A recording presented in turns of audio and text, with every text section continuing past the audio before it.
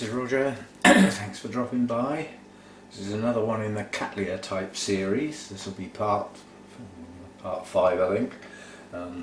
Maybe. It's also kitchen time. Now, as I said in my Cattleya care guide, I didn't want to do this while the spikes were on, not because it was in bloom, but because I'd have bashed those blooms around. Yeah, that was the only reason. The plan is to take some of this coconut fibre off. Now I've got 3 new growths. I've got one round, well, what I'm going to call the back of the plant, or the end of the plant. Effectively this is the growing area, but it's not, there's more. So there's a new growth here, there's another one here, and there's another one here. And one of these 2 blooms, I forget which, probably this one, is the one that's just flowered. So it's highly likely to produce yet another new growth at the base of that one. What I'm after is finding out whether I've got new roots yet or not. So I'm going to pick on that one and try and get as much of this coconut fibre off from around the base. Now luckily it's starting to rot, so it's just crumbling. If you get one of these imports that hasn't been long set up, this don't work. But this is coming off incredibly easily at the moment, and so you do occasionally get that root is going right down through the centre. Now I might be able to pick, yeah, see now it peeled off and left the root. Doesn't always work like that, but I'm just going to take the roots off in this, the cocoa fibre off in this area, so that I can see the base of that new growth. The reason being, I want to see if the new roots have already started, and if not, when they start. And then at the point where this bit starts its new roots, I can safely assume that the same's going to happen with the others in the not too distant future, and I can take this stuff off around that area as well. Now some of this is coming off easy and some of it's not. So far I don't see growing root tips, but I do see some roots hanging on quite firmly here. What I'm after is getting up underneath this plant in this area. I think that will do. That's all I wanted to do, was just get everything away from the base of that new growth, which I've successfully done. That was a lot easier than I was expecting. It does depend. These imports that come in, well, they're like half mounted and half potted. I mean, effectively this was in this. So it was in a very open basket. And basically what they do with the young plants is they get like 2 or 3 pieces of the coconut husk and wrap them around the roots, probably with something inside, maybe moss, maybe some more cocoa fibre, and then they just wire them together so they make a circle for the roots to go down inside, which is all very well, but if it's left on there any length of time, the plant gets bigger, and as the new growths get to the edge of that cocoa fibre, it's soft enough that the roots can push down in it. They will burrow down into it.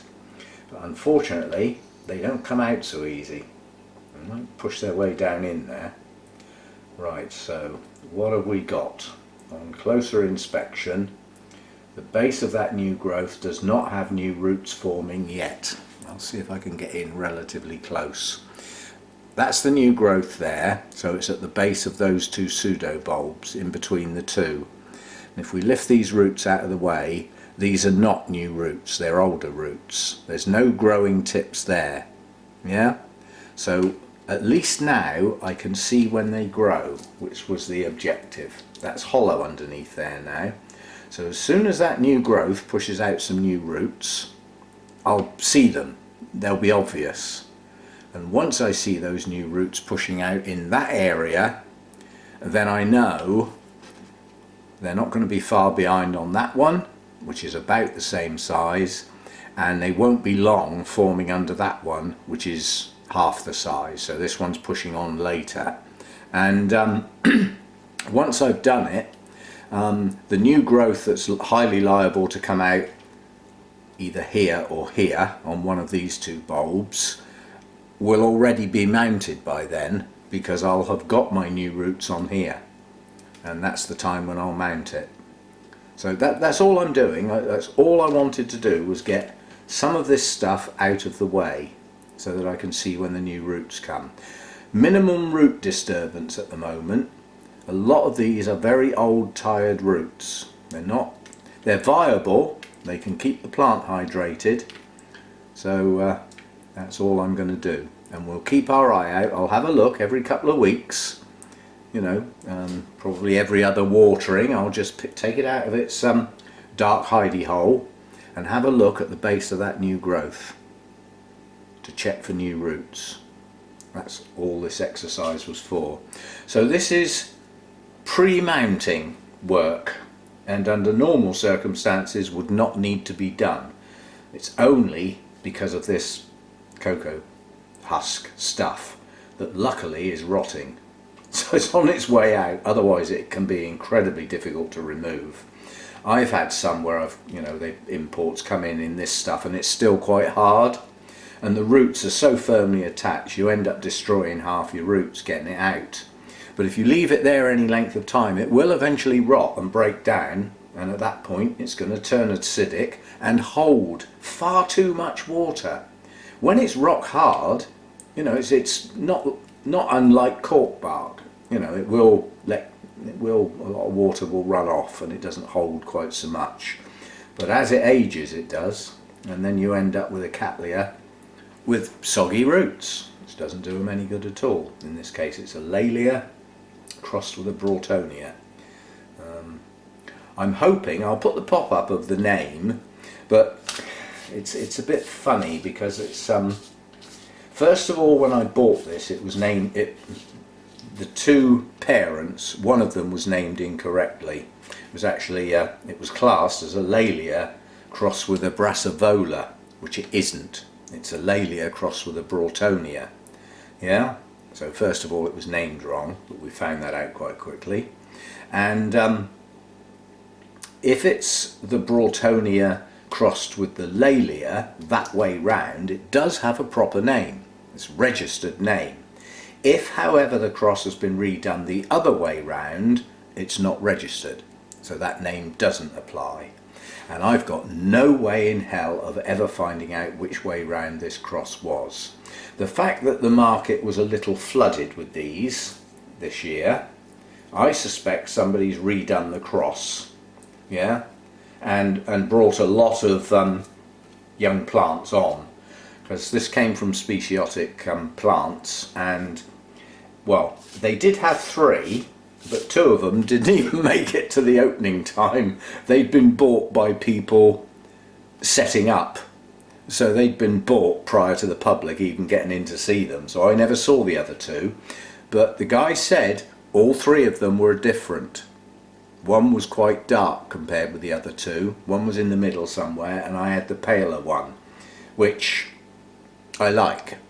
I may not have preferred that one had I seen the other 2, but I didn't get a look. So I'm happy with the one I've got. The fact that all 3 of them were different, I would suggest they've been grown on from seed. You do get quite a bit of variety in seedlings, even though the cross is exactly the same as it was done before. So I have no way of telling which way around the cross is. I'm assuming that if somebody repeated the cross, if they'd done it the other way round, I think they'd have registered it with a new name, down to them, with their work registered, yeah? So I think the cross was done the same way round, therefore it keeps its name from the previous registration, and that's what I believe I've got.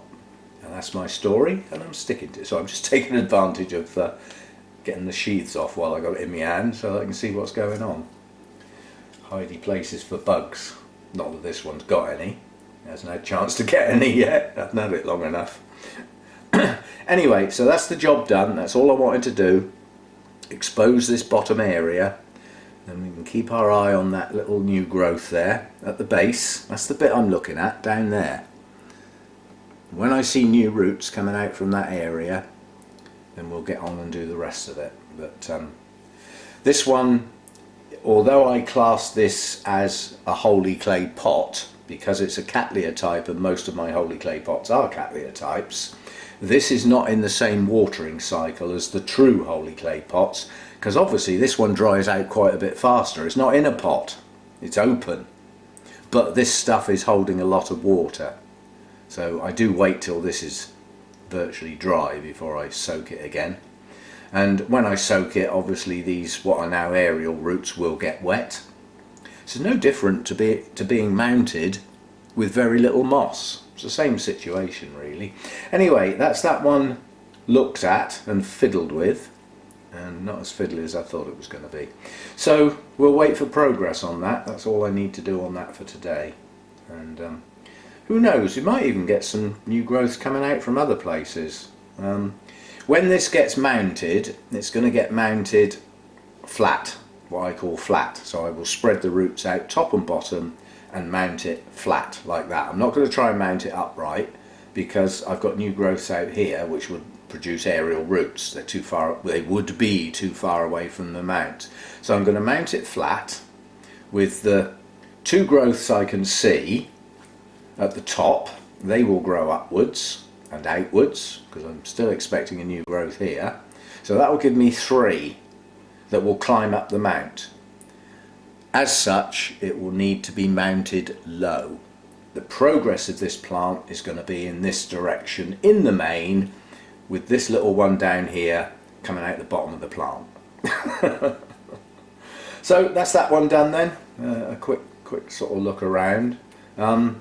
These, if you're in the EU, and possibly imports to other countries from wherever these come from, either Taiwan or Thailand I expect. That's where these types of potting things take place, because this stuff costs nothing. You just walk along the beach and pick up the coconut husk. That's free. Get all the salt out of it and you've got, you know, a free place to put all your young plants in. So I can understand why. But yeah, if you come across these, they are not easy to deal with without root damage. I could rip a plant off of one of my own mounts and do less damage than getting these to pieces, but this one's going to be quite easy compared with others.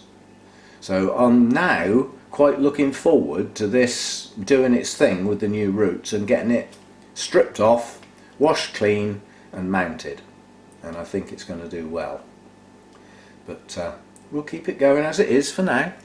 See you next time. Thanks for dropping by.